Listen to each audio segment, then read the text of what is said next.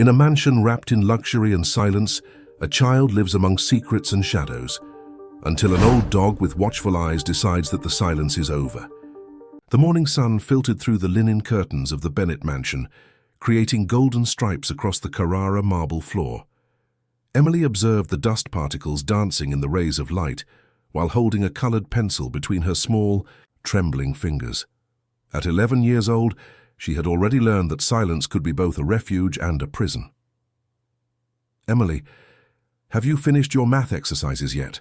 Victoria's voice echoed down the hallway, elegant and controlled as always, but carrying an authority that made the girl automatically hunch her shoulders. "Not yet, Victoria. I'm finishing my English assignment," Emily replied in a whisper, quickly hiding the drawing she had been sketching, a small house surrounded by enormous dark trees. Victoria entered the room without knocking, as usual. Her high heels rhythmically tapped against the floor, a sound that Emily had learned to recognize from afar. She was a woman in her 40s, impeccably dressed even at home, with perfectly styled blonde hair and a smile that never reached her eyes. "English? You should be doing math. I told you to follow the schedule I prepared," said Victoria, approaching the desk where Emily was studying. "Your father pays a fortune for these imported educational materials. You can't be wasting time on other things." "I'm sorry," murmured Emily, quickly opening her math book and closing her sketchbook. "It's just that I wanted to—" "It doesn't matter what you want, Emily. What matters is what you need. And you need discipline." Victoria cut her off, taking the notebook the girl was trying to hide. "What is this?" Emily felt her heart race. "They're just some drawings.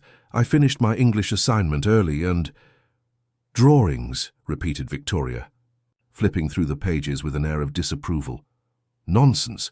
Your father works day and night to give you the best, and you waste time on these frivolities." Before Emily could respond, Rex entered the room, his nails making a soft sound against the floor. The retired canine dog, with his golden coat now graying at the edges, moved slowly toward the girl, lying down beside her chair, his eyes still, alert despite his age, fixed on Victoria. "This dog is always getting in the way," muttered Victoria, taking a step back. "He should stay in the yard." "Daddy said Rex can stay inside. He's old and doesn't bother anyone," Emily defended, her voice gaining a bit more firmness as she stroked the dog's head. Victoria pressed her lips into a thin line. "Your father says many things, but he's not here to see how things really work, is he?" The sound of the electric gate opening interrupted the growing tension. Richard Bennett had arrived earlier than usual, his black BMW silently gliding into the circular driveway of the mansion. Emily felt immediate relief, while Victoria quickly recomposed her expression, the smile returning to her face like a well-rehearsed mask. "Daddy's home," whispered Emily, and Rex raised his head, his ears perking up in attention. "Of course he is," said Victoria, smoothing her hair. "And you need to look presentable. Put away your materials and go wash your face. You look like you've been up all night." Emily obeyed quickly, but not before exchanging a meaningful look with Rex. The dog remained in the room, even after she left, his eyes fixed on Victoria, who was organizing the school materials with abrupt, irritated movements. Downstairs, Richard entered the main room, loosening his tie and sighing heavily. At 50, he carried on his shoulders the weight of an expanding company and the responsibility of being a single father since his first wife had died in a car accident 3 years earlier. Victoria had entered his life at the right moment, offering stability and care that he judged essential for Emily. "Richard, darling, you're home early today," exclaimed Victoria, descending the stairs with elegance. "How was your day?" "Exhausting, as always. But I managed to end the meeting with the Japanese investors early," Richard responded, accepting the kiss on the cheek that Victoria offered. "Where's Emily?" "Studying, of course. She's so dedicated," Victoria lied smoothly. "She was just finishing her math activities when you arrived." Richard smiled, feeling a twinge of pride. "Great. And how is she? She's seemed quieter lately." "Oh, you know how children are, ups and downs. But she's well taken care of," Victoria assured him, placing her hand on his arm. "By the way, I've been thinking we might consider a new routine for her. More structured, you know. Before Richard could respond, Emily appeared at the top of the stairs with Rex right behind her. The girl hesitated for a moment, observing her father and stepmother before slowly descending. There was something in her gaze that Richard couldn't decipher, a shadow that seemed to grow each day. If this story interested you, don't forget to subscribe to our channel and give us a like. Tell us what city you're watching from. We'll continue. Emily descended the steps one at a time, her small hands sliding along the carved wooden banister. Rex followed her closely, his comforting presence like a protective shadow. The sound of the adults' voices in the main room made her slow her pace, as if each word were an obstacle to be carefully overcome. "Emily, my dear." Richard opened his arms upon seeing her, and she ran to him, hugging him with an intensity that surprised him. "How's my princess?" "Fine, Daddy," she answered, nestling into her father's embrace. Richard noticed how she seemed smaller each day, more fragile, though he couldn't exactly identify why. "She's been an exemplary child," commented Victoria, observing the scene with a smile that didn't reach her eyes. "Always obedient. Always studying. Isn't that right, Emily?" The girl nodded quickly without raising her gaze from her father's chest. Richard felt a strange tension in the air, something he couldn't name, but that made his paternal instinct alert. "And how were your studies today?" "Victoria told me you were doing math," asked Richard, pulling back slightly to look into his daughter's eyes. Emily hesitated for a fraction of a second. It was good, Daddy. I managed to finish all the exercises." "She's very intelligent," added Victoria, approaching the sofa where father and daughter were seated. "Sometimes too much for her own age. She invents stories, makes strange drawings, things that children with excessive imagination do." Richard furrowed his brow. "Strange drawings? What kind of drawings?" "Nothing serious," Victoria quickly intervened. "You know how it is, sad houses, shadowy figures. I think she misses her mother and projects that into her drawings. It's normal, isn't it, Emily?" The girl swallowed hard, her fingers nervously intertwining. "Yes, that's all it is, Daddy. It's nothing important." Rex, who had lain down at the foot of the sofa, raised his head and fixed his gaze on Victoria. A low, almost imperceptible growl escaped his throat, making Victoria instinctively step back. "This dog is becoming increasingly aggressive," she commented, forcing a laugh. "Perhaps we should reconsider whether it's safe to have him inside the house, especially near Emily." "Aggressive? Rex?" Richard looked at the dog with incredulity.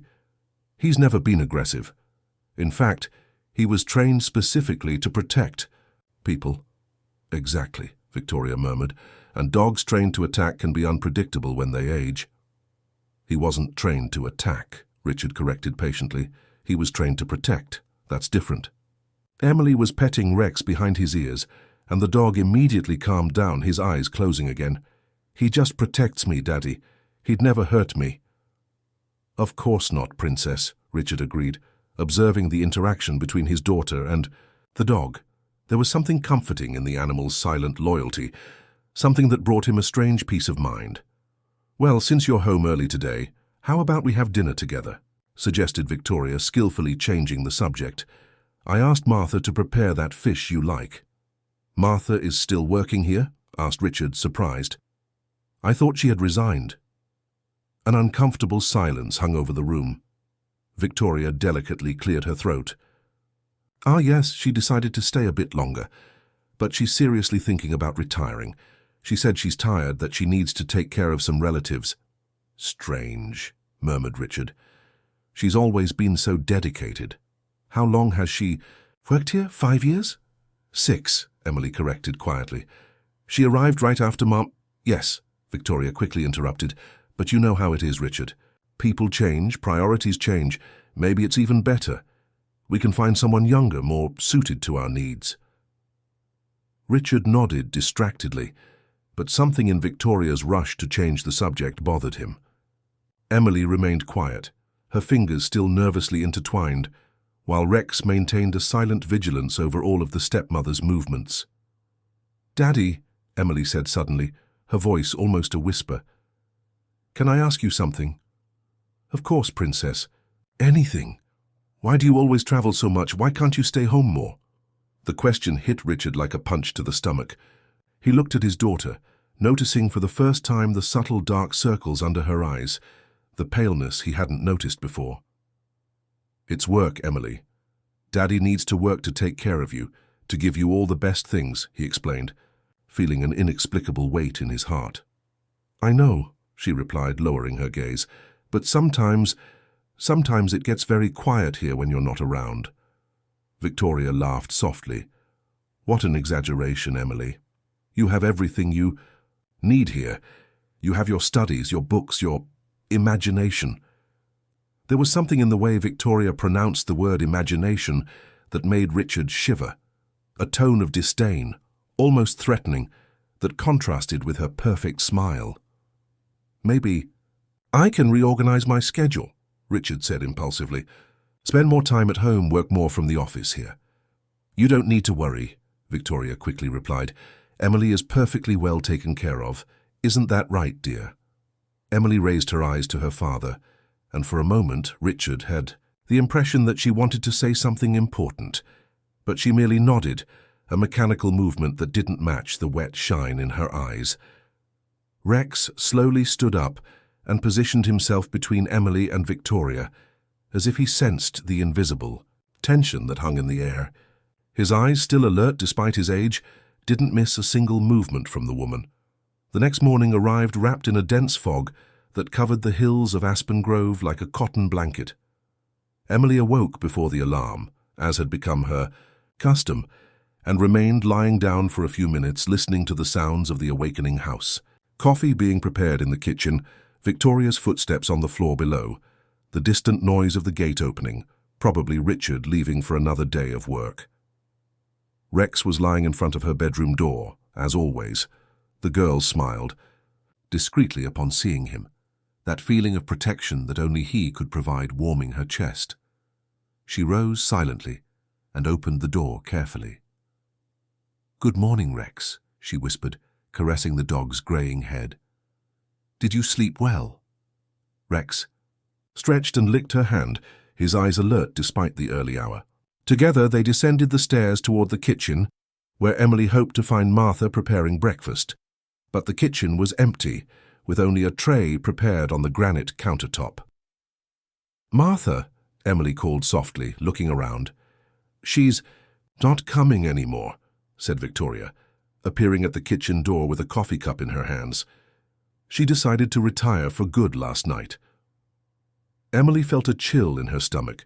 Martha had been her only ally in the house, the only person who seemed to truly care about her well-being. "But she didn't say goodbye to me. Sometimes people prefer to avoid difficult goodbyes," Victoria responded with an indifferent tone. "She left this for you." Victoria extended a small, crumpled envelope. Emily opened it with trembling hands and found a handwritten note. "Dear Emily, always take care of yourself. You are stronger than you imagine. With love, Martha." It was strange. Martha had never written notes before, always speaking directly to her. And why did it seem like there was something more she wanted to say but couldn't? "Come on, have your breakfast and go study," Victoria instructed, taking the note from Emily's hands and throwing it in the trash. "Today we'll have a productive day." Emily looked at the trash can, wanting to retrieve the note, but Rex positioned himself between her and Victoria, a subtle movement that went unnoticed by the stepmother. The girl understood the signal and nodded almost imperceptibly. After breakfast, Emily went up to her room, supposedly to study. But as soon as she heard Victoria talking on the phone downstairs, she quietly descended and retrieved Martha's note from the trash. There was something else written on the back, in very small handwriting. "Walls have ears, but hearts have a voice. Trust who truly protects you."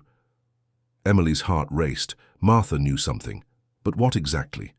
In Richard's office, located on the second floor of the mansion, the businessman was trying to concentrate on spreadsheets and reports, but his mind constantly wandered to the conversation from the previous night. There was something in Emily's expression that disturbed him, a deep sadness he couldn't explain. He decided to check the internal security camera recordings, a habit he had developed since installing the system to monitor the family's security. But upon accessing the files, he found several gaps. Recordings that should have been there simply didn't exist, especially during the hours when he wasn't home. Strange, he muttered to himself, trying different dates. Always the same thing. Inexplicable technical failures, precisely during the most important periods. He decided to call the technician responsible for maintaining the system. "Charlie, this is Richard Bennett. I need you to come check the cameras. They're showing constant failures." "Failures, Mr. Bennett? What kind of failures?" asked Charlie on the other end of the line. "Lost recordings, corrupted files, always, at the same times." There was a pause. "Sir, I was there last week for preventive maintenance. Your wife said that you had requested some cameras to be deactivated for privacy reasons." Richard frowned. "I never requested that." "But she had an authorization signed by you." Charlie seemed confused. "She said it was to preserve family intimacy, especially in the bedrooms and living areas." Richard's blood ran cold. He had never signed such an authorization. "Charlie, I need you to come here today and bring copies of all the documents my wife showed you." After hanging up, Richard remained seated in his chair, trying to process the information. Why would Victoria deactivate the cameras without his authorization? And more importantly, why would she forge his signature to do it? Downstairs, Emily was trying to concentrate on math exercises, but her mind was on Martha's note. "Trust who truly protects you." She looked at Rex, who was dozing beside her chair. Was he the one Martha was referring to? "Emily!" Victoria's voice echoed down the hallway. "Come here immediately." The tone was different from usual, harder, more threatening.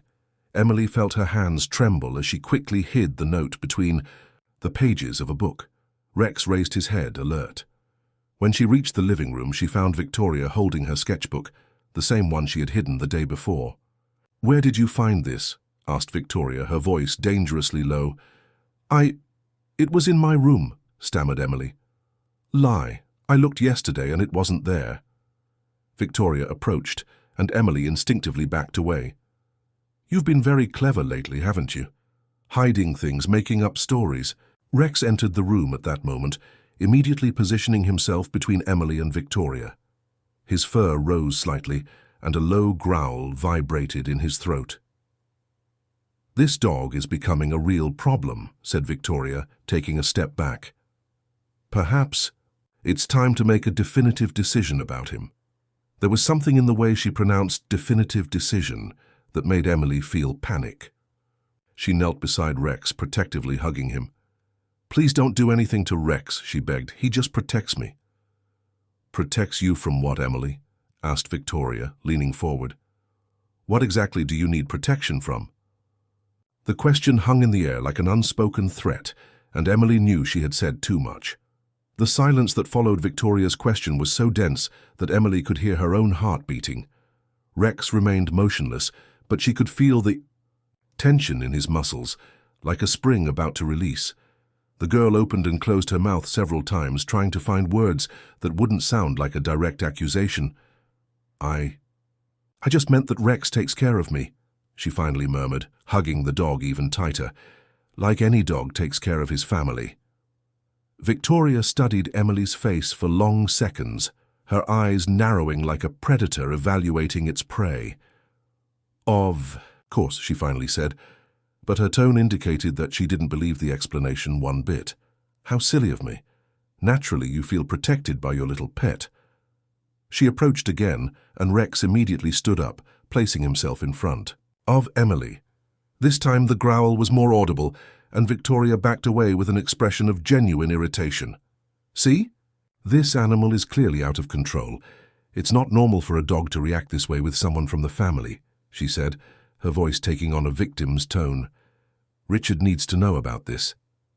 Meanwhile, in his office, Richard was anxiously awaiting Charlie's arrival. The discovery about the deactivated cameras had deeply disturbed him, and he couldn't stop mentally reviewing all the small details he had ignored in recent months. The phone rang, making him jump. "Richard Bennett." "Mr. Fennett, this is Charlie. I'm on my way, but I need to tell you something important first. The technician's voice sounded tense. That authorization your wife showed me, I photographed it as a precaution, as I always do. I compared it with other documents of yours that I have here, and what, Charlie? The signature is fake. Sir, very well done, but definitely fake. Richard felt his blood freeze in his veins. Are you sure? Absolutely. I've been working with documents for 20 years. I know your signature by heart, and that's not yours. After hanging up, Richard remained motionless in his chair, trying to process the information. Why would Victoria forge his signature to deactivate the cameras? What reason would she have to want to eliminate evidence of what exactly? A noise from downstairs pulled him from his thoughts. It sounded like glass breaking, followed by an abrupt silence. Richard quickly got up and descended the stairs, finding Victoria in the living room, sweeping up shards of a vase that had apparently fallen. "What happened here?" he asked. "Oh, you came down," said Victoria, appearing slightly startled. "It was just an accident. The vase slipped from my hands." Richard looked around the room. Emily was huddled in a corner of the sofa, with Rex lying at her feet. Something was wrong with the scene. His daughter's defensive position, the way she avoided looking at him, the palpable tension in the air. "Emily, are you okay?" he asked, approaching. "Yes." "Daddy," she responded quickly, but her voice trembled slightly. "She got scared by the noise of the vase," explained Victoria. "You know how sensitive children are to loud noises." Richard observed his daughter more attentively. There was something different about her face, a reddish mark on her cheek that wasn't there the night before. "Emily, what happened to your face?" The girl instinctively brought her hand to her cheek. I hit the corner of the table when I was startled by the noise." "The corner of the table?" repeated Richard, looking around. There was no table near where Emily was sitting. "It was before," Victoria quickly intervened. "When she was playing. In her room. Wasn't it, Emily?" The girl nodded mechanically, but Richard noticed how her hands trembled. Rex stood up and positioned himself closer to Emily, his eyes fixed on Victoria with a disturbing intensity. The doorbell rang, interrupting the tense moment. Charlie had arrived. "I'll get it," said Richard, but before leaving the room he looked once more at Emily. "We'll talk later, okay, Princess?" When Richard moved away to answer the door, Victoria approached Emily, her voice low and threatening. "If you say anything strange to your father, things will get much worse around here, understand?" Emily nodded quickly, tears forming in her eyes. Rex growled softly, and Victoria gave him a look of pure hatred. "And as for this useless animal, his days are numbered," she whispered, before recomposing her expression and returning to sweep up the glass shards. In the entrance hall, Richard welcomed Charlie with a mixture of relief and apprehension. The technician carried a folder with documents and his work equipment. "Mr. Bennett, I brought everything you asked for," said Charlie, his expression serious. "And there are more things you need to know." "What kind of things?" Charlie looked around, making sure they were alone. "Your wife not only deactivated several cameras, she also requested that I install a blocking system on some recordings. She said it was to protect the family's privacy, but now I realize it might have been to hide something." Richard felt nauseous. "Hide what?" "I don't know, sir, but I can recover some files that were marked for automatic deletion. It takes a few hours, but it's possible." "Do it," said Richard, his voice trembling slightly. "I need to know what's happening in my own home." While Charlie went up to the office to begin the technical work, Richard returned to the living room. He found Victoria finishing cleaning up the shards, but Emily and Rex had disappeared. "Where's Emily?" he asked. "She went up to her room."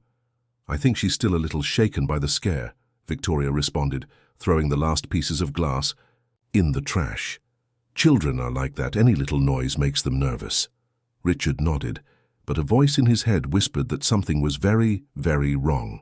And for the first time in months, he decided to listen to that voice instead of simply accepting Victoria's explanations. Up in her room, Emily was hiding under the bed with Rex, holding Martha's note against her chest and whispering words of comfort to the dog, who, though old and tired, remained her only guardian against the terrors that lurked in the shadows of her own home. If this story interested you, don't forget to subscribe to our channel and give us a like. Tell us what city you're watching from. We'll continue. The following hours passed like a torturous eternity for Richard. He tried to work in his office while Charlie recovered the deleted files, but his mind couldn't concentrate on anything beyond the red mark on Emily's face and Rex's strange behavior. Every noise in the house made him startle. Every prolonged silence made him even more anxious. "Mr. Bennett," called Charlie, his voice tense, "you need to see this." Richard approached the computer where Charlie had managed to recover several recordings that should have been permanently erased. The first showed the second-floor hallway, 3 days ago, around 2 in the afternoon. "Look." "Here," said Charlie, pointing to the screen. "Your daughter was going up the stairs when your wife intercepted her." In the silent recording, Richard saw Victoria grab Emily's arm with unnecessary force, dragging her away from the camera. The girl's expression was one of pure fear, and she was trying unsuccessfully to break free. "There's more," continued Charlie, moving to another file. "This is from a week ago." The new recording showed Emily in the study room, trying to do her school activities. Victoria entered the scene and, after saying something they couldn't hear, raised her hand threateningly. Emily cowered, protecting her face with her arms. Richard felt bile rising in his throat. How is this possible? How did I not notice? "There's more, sir. Much more," said Charlie, his voice filled with indignation. "It seems she always waited for you to leave to—" "To what?" asked Richard, though part of him already knew the answer. Charlie showed a few more files. In all of them, the same dynamic was repeated. Victoria dominating Emily through intimidation, physical aggression disguised as discipline, and emotional isolation. In one of the recordings, Rex appeared trying to protect the girl, only to be kicked by Victoria when she thought no one was watching. "My God," whispered Richard, his hands trembling. "My daughter, all this time, right under my nose." A sound from downstairs interrupted them. It sounded like an argument, raised voices. Richard and Charlie looked at each other and ran down the stairs. In the main room, they found a scene that made Richard's blood freeze. Victoria was holding Emily by the wrist, squeezing hard enough to leave marks. The girl was crying silently, while Rex barked desperately, trying to position himself between them. "Let go of my daughter." "Now," said Richard, his voice dangerously low. Victoria turned, startled. For a moment, her mask of perfect wife slipped, revealing something cold and calculating behind her eyes, but she quickly recomposed herself. "Richard, good that you came. Down. Emily was behaving very inappropriately, and I was just trying to correct her," she said, releasing the girl's wrist but staying close like a silent threat. "Correct her how?" asked Richard, approaching Emily, who immediately ran into his arms. "Daddy," she whispered against his chest. "I tried to be good. I swear I tried." Richard hugged his daughter tightly, feeling his heart break as he realized how much she was trembling. Rex approached and lay at their feet, still alert and vigilant. "You're safe now, Princess. Daddy's here," murmured Richard, kissing the top of Emily's head. Then he raised his eyes to Victoria, and she must have seen something in his expression. That frightened her because she took a step back. "Richard, you're not understanding the situation," Victoria began, trying to regain control. "Emily has been very difficult lately. Lying, making up stories, being disrespectful." "Stories?" interrupted Richard. "What kind of stories?" "Childish nonsense. You know how children dramatize everything," said Victoria, but her voice was becoming less confident. Charlie appeared at the door of the room carrying a laptop. "Mr. Bennett, perhaps we should show your wife some of the recordings we recovered." Victoria's face instantly paled. "What recordings?" "The ones you tried to delete," Richard coldly responded.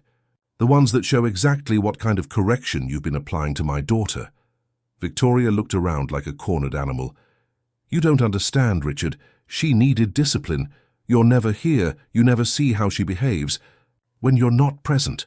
"I saw," said Richard, his voice growing in volume and fury. "I saw everything now. I saw you grabbing my daughter. I saw you threatening her. I saw you kicking my dog when he tried to protect her." Emily pressed herself even closer to her father, and Richard felt a wave of anger like he had never experienced before. "How many times, Victoria? How many times did you hurt my daughter?" I was just trying to educate her," stammered Victoria, but her defensive posture said otherwise.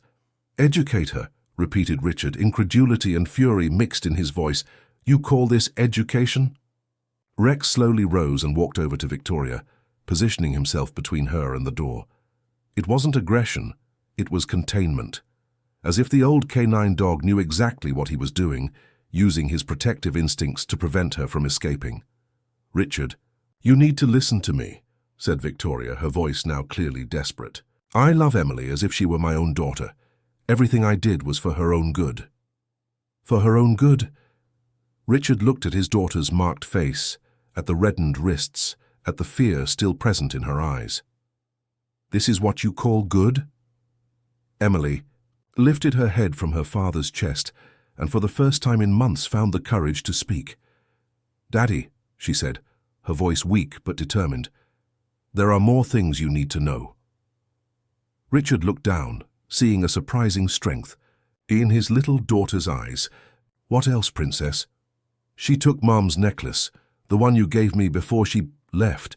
She wears it like it's hers," said Emily, discreetly pointing to Victoria's neck. Richard looked, and indeed, hanging from Victoria's throat, adapted to a golden chain was the small heart-shaped pendant that had belonged to his first wife, the last gift she had left for Emily before the accident.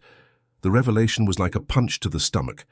Not only had Victoria mistreated his daughter, but she had also stolen the only physical memento Emily had of her mother. The silence that followed the revelation about the necklace was deafening. Richard stared fixedly at the pendant on Victoria's neck, that small golden heart that his first wife had chosen, especially for Emily, saying it would be an eternal reminder of maternal love. Seeing that sacred symbol being worn by the person who mistreated his daughter awakened in him a fury he didn't know he possessed. "Take that off your neck," said Richard, his voice low and dangerous. "Now." Victoria instinctively brought her hand to the necklace, her eyes darting between Richard and the door. I was just keeping it safe for her. I thought she was too young to be responsible for something so valuable." "Liar," whispered Emily, her voice gaining strength for the first time in months. "You said the necklace was yours now, that my mom didn't need it anymore because she would never come back." Richard felt as if he'd been punched in the stomach. "You said that to her." Emily nodded, tears streaming down her face.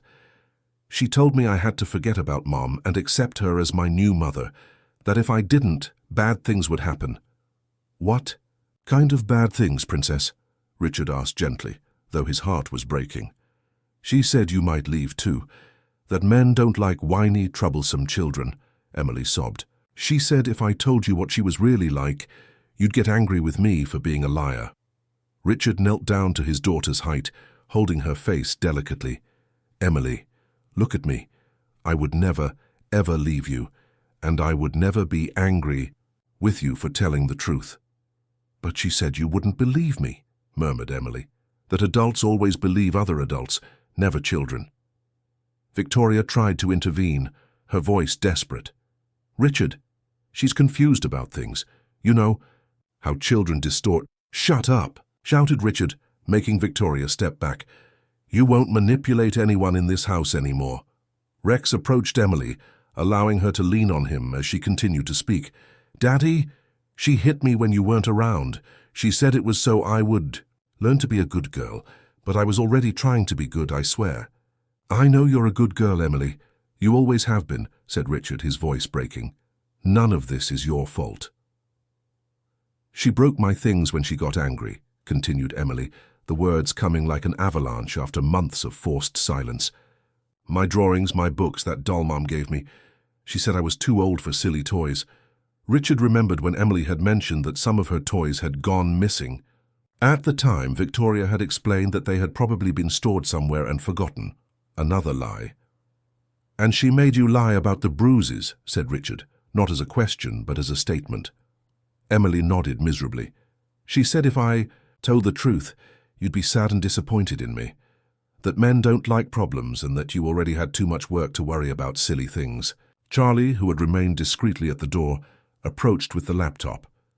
Mr. Bennett, there's something else you need to see.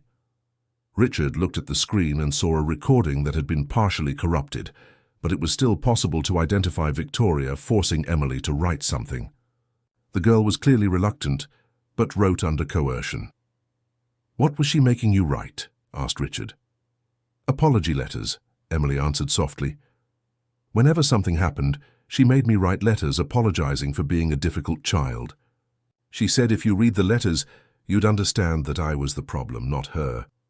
The ingenuity of Victoria's manipulation was frightening. She had created a system where Emily blamed herself for her own abuse, while simultaneously building evidence to support her version of events in case Richard discovered something. And Martha? Asked Richard, remembering the housekeeper who had suddenly quit. Did she know? Emily nodded vigorously. Martha tried to help me sometimes, but Victoria said if she meddled where she wasn't wanted, she'd lose her job and no one would hire her again. Martha got scared. That's why she left, murmured Richard, the pieces of the puzzle finally fitting together. She left a note for me, said Emily, running to her school backpack and retrieving the crumpled paper. It said to trust who really protects me. Richard read the note, noticing the coded message Martha had left. She was referring to Rex. I think so, agreed Emily, stroking the dog. Rex always knew when she was angry. He would come protect me, even when she tried to hurt him too. Richard looked at Rex with renewed admiration. The old canine dog had never lost his protective instincts. He had identified the threat and remained loyal to his mission of protecting Emily, even when it meant putting himself in danger. I tried to draw what was happening, continued Emily, showing her notebook. But she always found them and tore everything up. She said I was making up stories to get attention.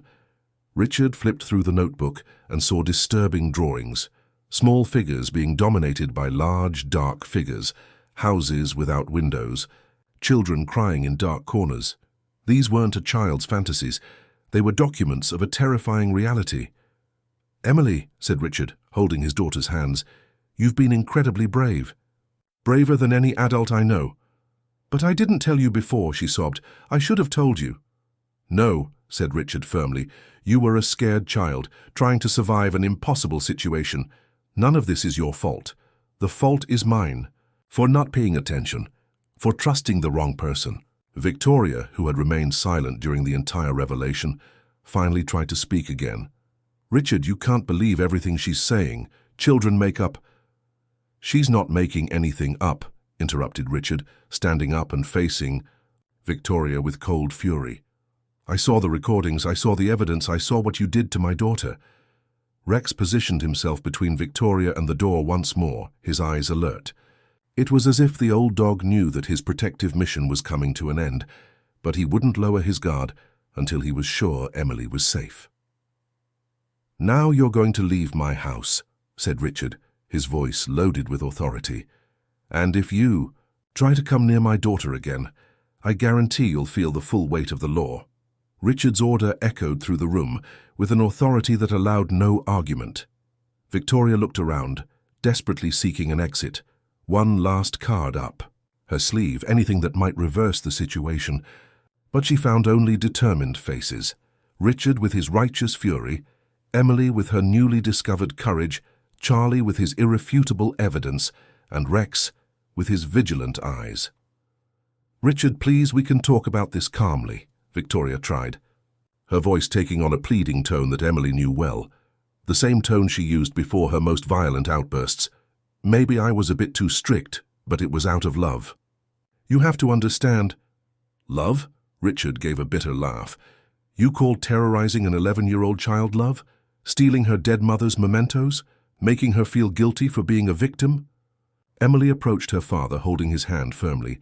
Daddy, can I ask for something? Anything, Princess. I want my necklace back. Richard nodded and turned to Victoria. You heard her. Take off the necklace and give it to my daughter. Now. With trembling hands, Victoria unfastened the necklace and extended it toward Emily, but the girl didn't move, remaining safely by her father's side. "Put it on the table," Richard instructed coldly. "And then you'll go upstairs, pack your bags and leave my house in 1 hour." "1 hour?" protested Victoria. "Richard, be reasonable. Where will I stay? I need time to—" "You should have thought about that before mistreating my daughter." Richard cut her off.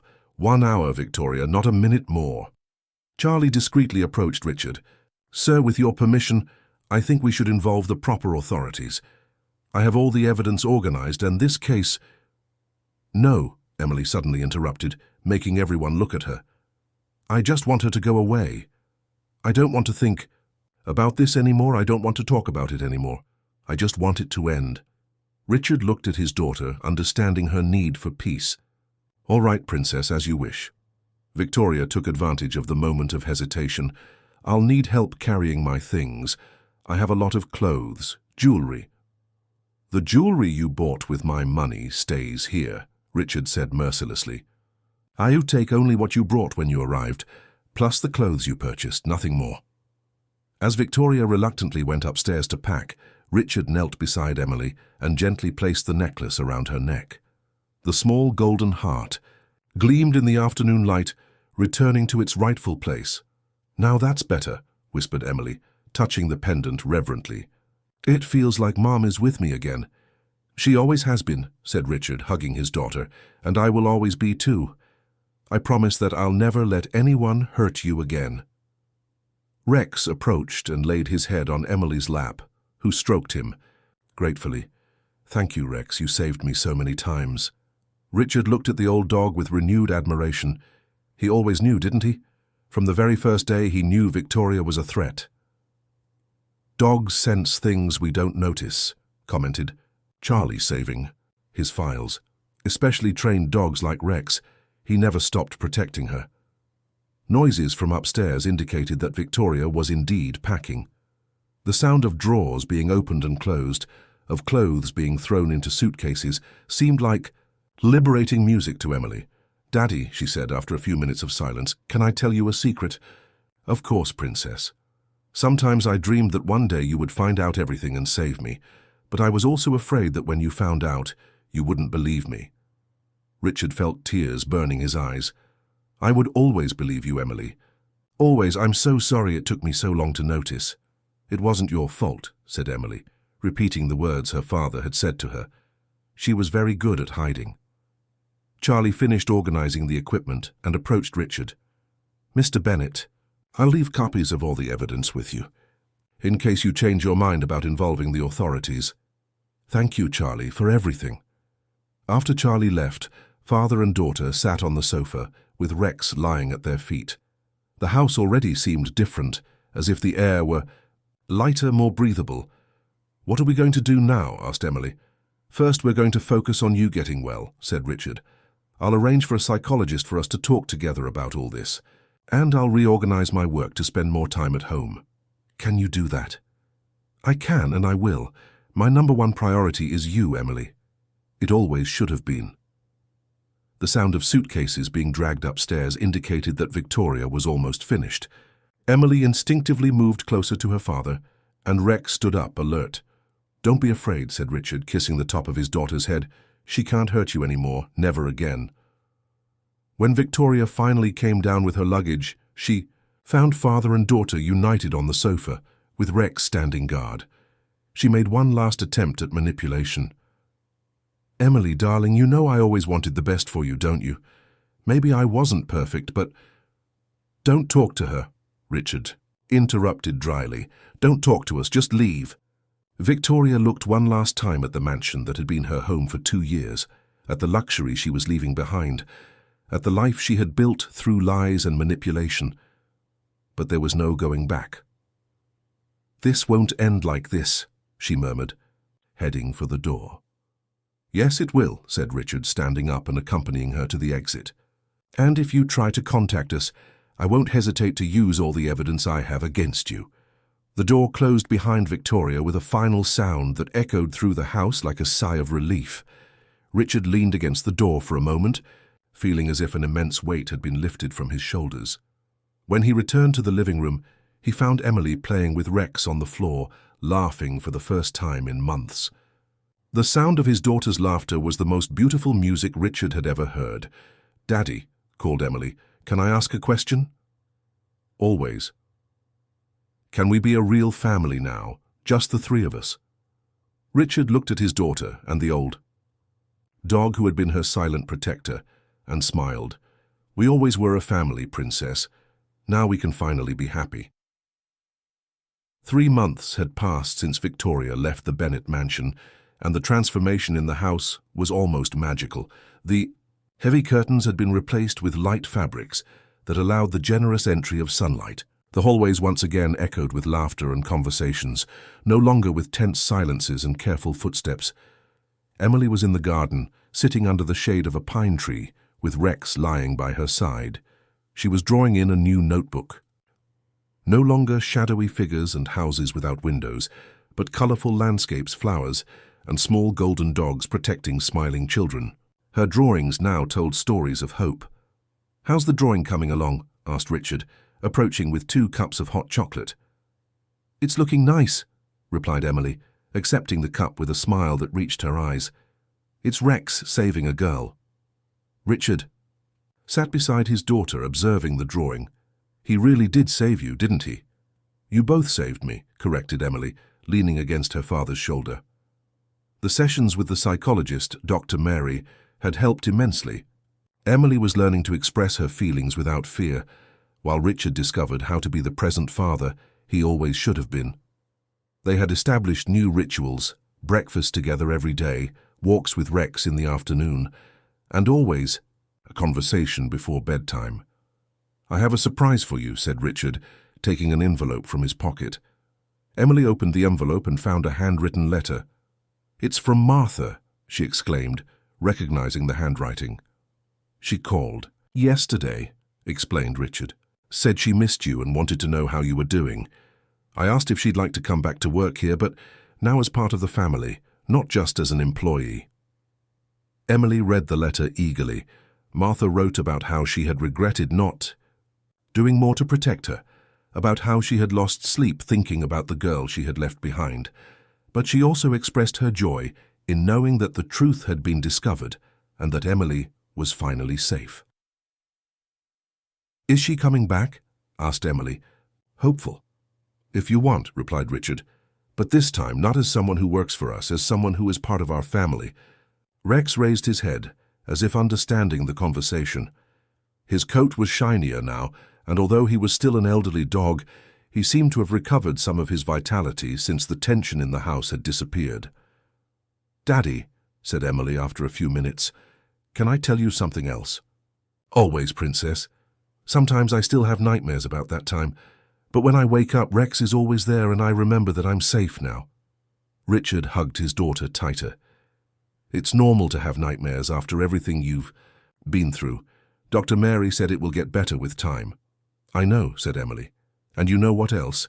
In my good dreams I see Mom. She's smiling and says she's proud of me for being brave."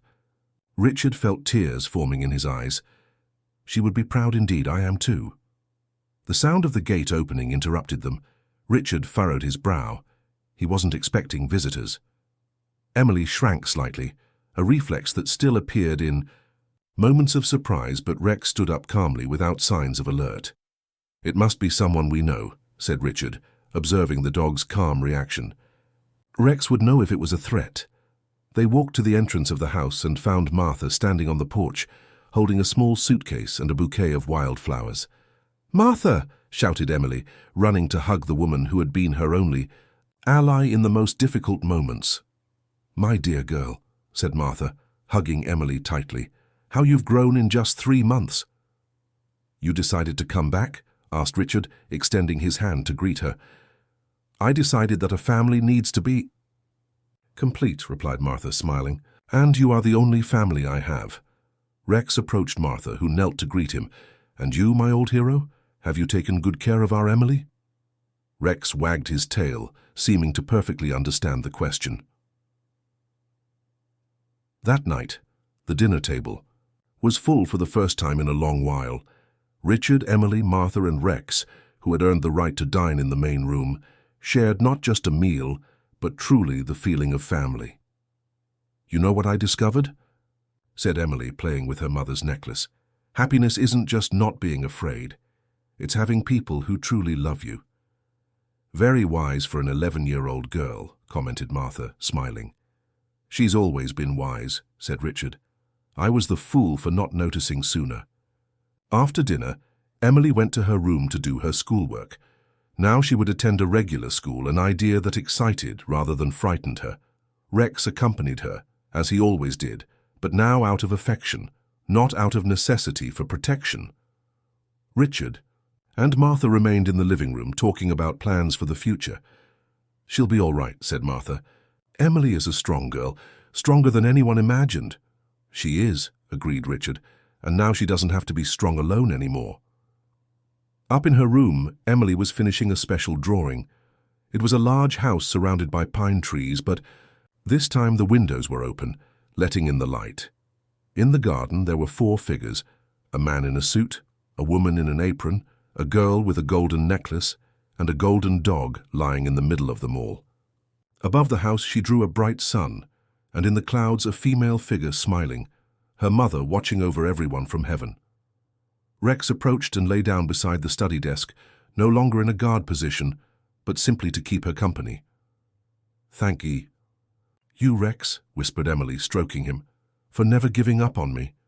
Rex licked her hand and closed his eyes, finally allowing himself to completely relax. His mission was fulfilled. Emily was safe, loved and surrounded by people who would always protect her. Outside, the night breeze gently swayed the pine trees, as if nature itself was celebrating the return of peace to that house. The Bennett mansion was no longer a place of silences and fears, but a true home full of love, laughter, and second chances. And somewhere in the stars that shone over Aspen Grove, a mother smiled, knowing that her daughter had found her way back to happiness, protected by a father who learned to see, a housekeeper who became family, and an old dog who never forgot his most important purpose: to protect a child's heart. If this story interested you, don't forget to subscribe to our channel and give us a like. Tell us what city you're watching from.